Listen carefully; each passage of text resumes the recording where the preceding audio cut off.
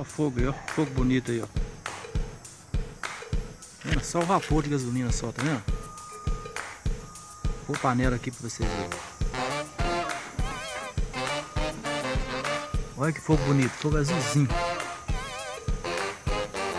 Não dá nem pra ver, ó. Ó, tem fogo aí, ó. Não dá nem pra ver o fogo, tá vendo? Tá vendo? Vou tirar. Olha. Lindo. Ó. Tá vendo? Tá lá no fundo da panela, tá vendo? Ó. Ó. Não dá nem pra ver o fogo, ó. Que bonito. Aí, ó. Muito lindo. Ó, fogo transparente. Esse aí não dá. Não prender a panela não. Azulzinho assim. Cadê o fogo?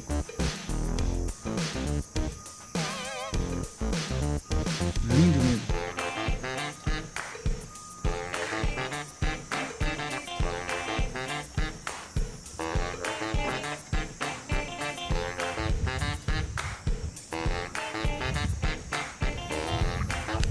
Vamos lá no reservatório, onde é que tá vendo, ó.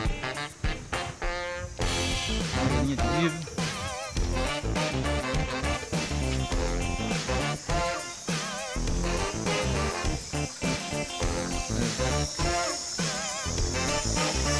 Vapor de gasolina. A gasolina ali, ó. Borbulhando. Entrada de ar. Aqui.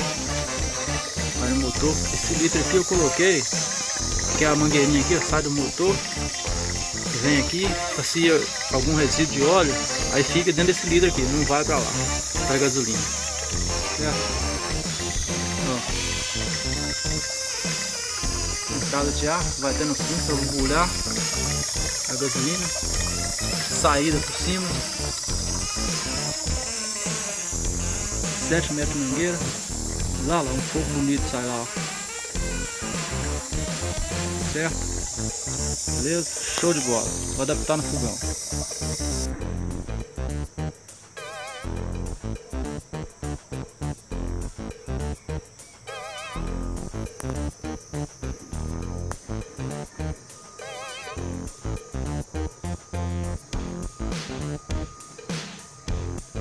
Fumacinha saindo da panela aí, já tá fervendo. Aqui é um arroz que eu tô cozinhando pra pato, um arroz velho, fervendo aí, ó.